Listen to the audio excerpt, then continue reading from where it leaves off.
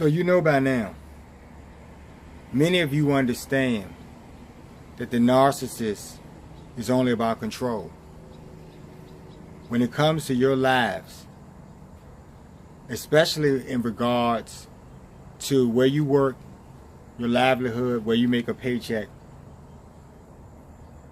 they will assert themselves into your lives. It's about control. Now, I've seen in my life many things play out in the workplace. Some very disturbing and troubling things that would probably, if light were shed on these things, they would likely have to be discussed by higher ups and HR and so forth, because the insanity of the people involved is what makes it crazy. It's what makes it very uncomfortable for you at work. It's what makes you want to relocate your position or maybe your job altogether. The problem in the workplace, in the narcissistic workplace culture, is that in these environments, this type of behavior is allowed to flourish. You never really see these major bosses unless they create a situation that really that gives the company a bad rep, or there's a big stink about it. And then they'll be reprimanded or something, or disciplined. But it's very rare. In this day and age, we're starting to see a lot of that happen. Okay? It's starting to come out because of these movements and certain things. Now, that being said, what happens to you as a victim when you can't go to HR, you can't go to, your friends have now been turned out and they're now flying monkeys. They're the minions of the boss because they expect some type of promotion or raise or something that they have coming to them if they just do you in, right? Your true friends. But the good thing about this narcissistic attacks is that you learn who your true friends are. See, this is going to be important, and we're going to stick this on the back burner for later on in the discussion. Your friends are important. We'll get back to that. Okay. What I want to talk about, though, is the stress that you're going through. Mostly because this person wants control. Now, this control is asserted in ways that are very unhealthy to you mentally. And some of you guys who are not likely to start a commotion or want to be seen and want to keep this under the rug, I get that. Because that's your personality type. You just want to make a living. But sometimes, folks, keeping your head down is one of the reasons why you're a target. And these people are allowed to do the things they do in the workplace every day. And it's a shame. But this is what happens. This control is something that they do on many levels. Now, for one, when I say unhealthy, we've seen extreme cases. Maybe someone will get murdered, or someone will just do something extreme, and we'll learn the story. We'll learn what happened and who the narcissist was, and we'll learn these things. But like you guys always see in the famous movie plots, the narcissist is rarely exposed until the end. By the time they're exposed, many people have been slaughtered, made victims. Art imitates life, and so these movies give us a recreation of what actually happens out here in the world.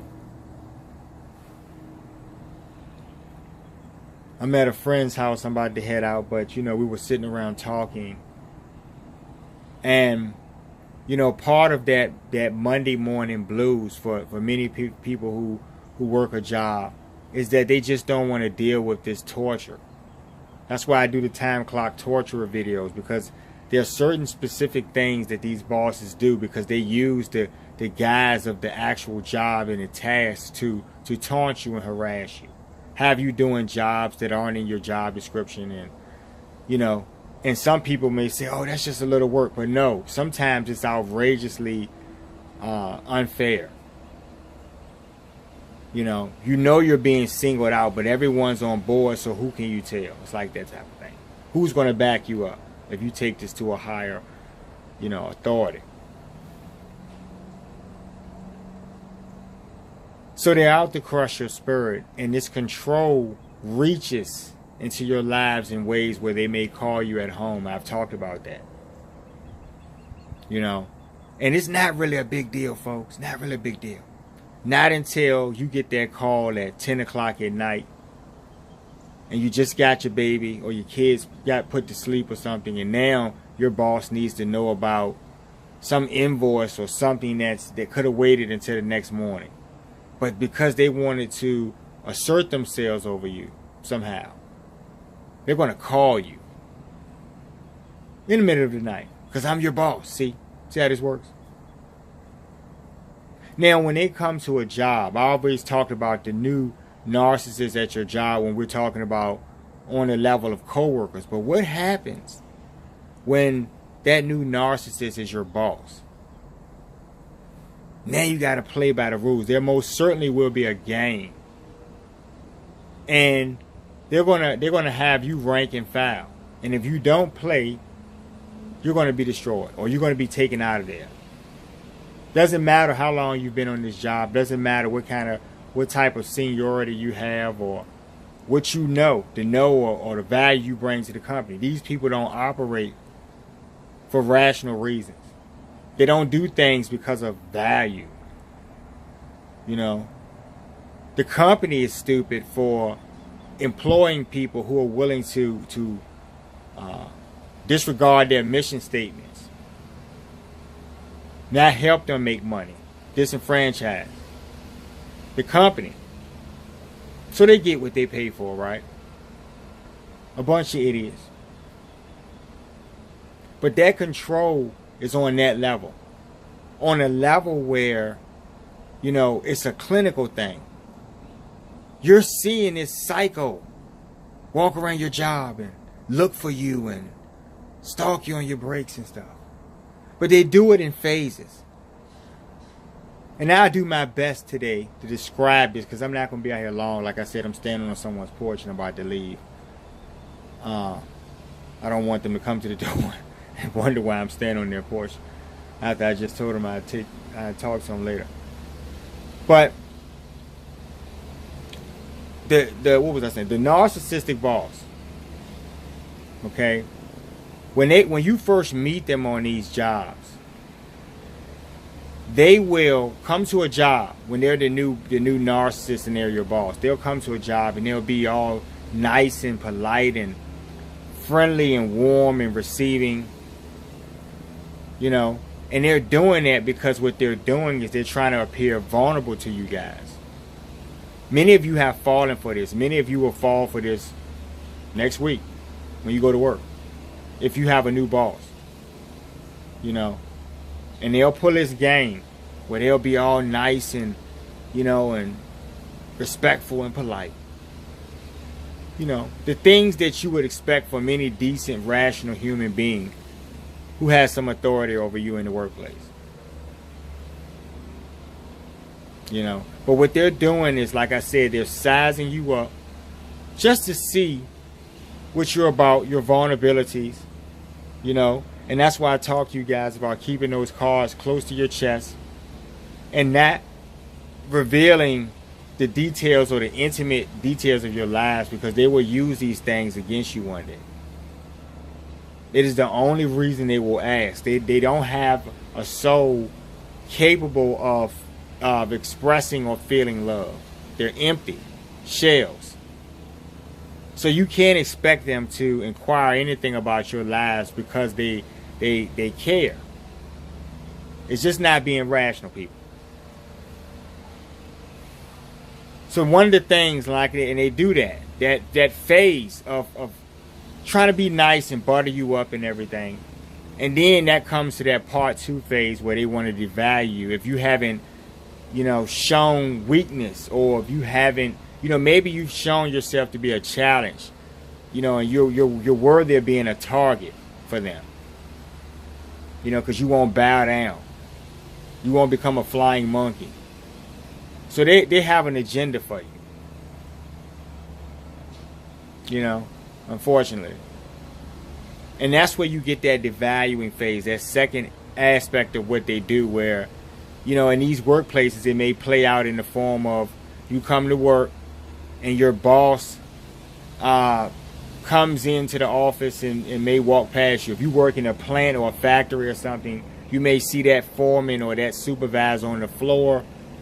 You know, you may walk by and greet them at the water cooler or something, and they will not respond. Doesn't matter what type of job you're doing. Assholes, you know, asshole bosses, you know, come in all shapes and forms, and they're on every job and every workplace in the world. They speak many, many different languages.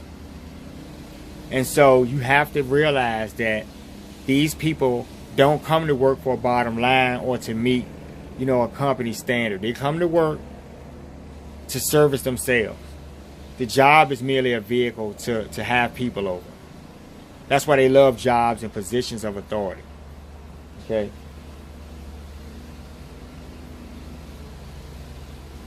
So then you get to that next phase of, let's see, after they're you know, devaluing you, and maybe they'll do that before or after. It depends on how y'all's social dynamic break out, if you talk to them enough or if you haven't. You know, but once you turn down that offer for help or something of that effect, what you'll find happening, I got stuff on my mouth. What you'll find happening is you'll realize that they want to devalue you. And so that devaluing thing is what I was just saying, where they don't speak to you. Because with the narcissist, nothing is ever, you know, they consistently do stupid things. You can bank on those things. But because they're so, you know, unhinged, it's hard to really peg down them on a consistent level where they're thinking coherently and rationally. They could be one thing one moment and another thing in the next. That's the thing that troubles you. You have to work with these people. They're your boss. They have control of your life, your schedule, and how they feel that day may affect your schedule. See? But if you're not responding, like I was saying, to something that they want from you, maybe they want sex, some of these harassing type bosses, or maybe they want to be your friend. Maybe it's not about a sexual thing. Maybe it's about them just trying to make you a flying monkey. And the challenge is just trying to win you over. Look at me, look at me. If your life is not about them, because when anyone who engages these folks, it's about their life, not yours. You're just merely an extension of how their life plays out. You're playing a supporting role in their lives. And that's how they see you. They always see you like that. You know?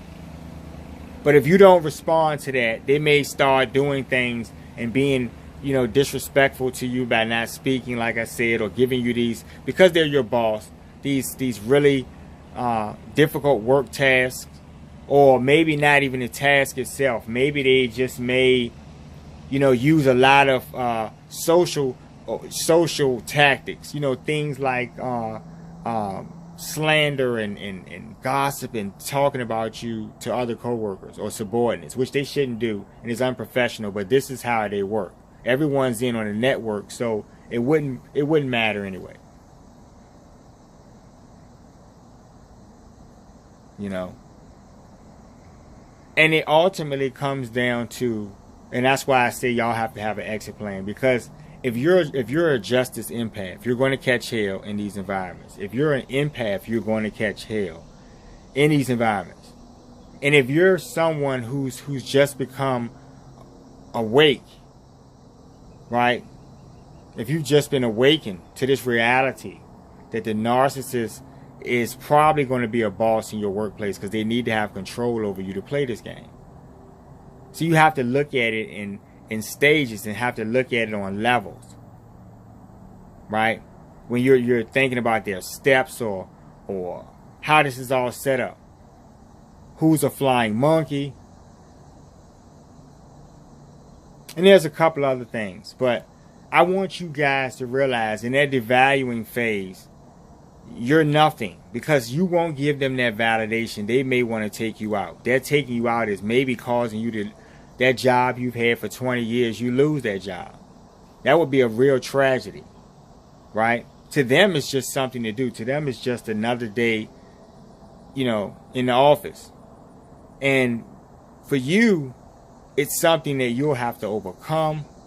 The evil, the character assassination, the mischaracterization that all of your former friends, and these things are things that affect you on a mental and emotional level. Because we all were children once. No one liked to be rejected by their friends unnecessarily, especially if they've never done anything to these people. So all of these is something that you guys need to understand as part of a head game that the narcissist may do, or will do in the workplace environment. They have to employ flying monkeys who will come at you from different, you know, in different ways, maybe not doing their job, and it'll result in the end, you just being completely exhausted mentally, physically. You're sore, you're not getting sleep. You're wondering if you're working well. Your boss is always finding fault in what you do. Your coworkers are always trying to set you up. And so it'll feel like the walls are closing in on you. And that's why the exit plan is important, because it's about your health. These people are going to do this no matter who's in that job. It's about a mental thing. These people have a mental problem. The game never stops. Okay? And they stalk you in these phases that they do. I mean, it's just insane when you talk about a boss who's willing to stalk you. That stalking may encompass going as far as is outside of the job. Maybe figuring out where you live at. Maybe figuring out your passwords or codes to your computer at work. Going through your things, which I've actually read about these stories, folks, where this has happened many times. People have actually admitted, bosses have actually admitted to breaking security, doing security violations and going into people's personal emails and doing stuff like that. It's scary, and if you're not afraid, then maybe you're one of the people who are willing to do these things. It's very scary. We have all of this cybersecurity for a reason. Your own boss. Because they may find you attractive. It doesn't even matter what their reason is. The reason is obsession. Right? It's all clinical, folks. Starting to get charged by these bugs, and I think I'm about to head out. So, what I want you guys to understand is that the things that you're dealing with, the various ways that this game plays out for you guys. Whether it be the boss actually stalking you, like literally following you to the bathroom, or literally sitting in front of you. See, these things are really aggressive. If only you are feeling like you're the only one who's experiencing what I'm saying. If you're the only one in your environment who feels like you're experiencing this, and no one's willing to help you, or you don't have anyone to confide in, that is a frightening thing.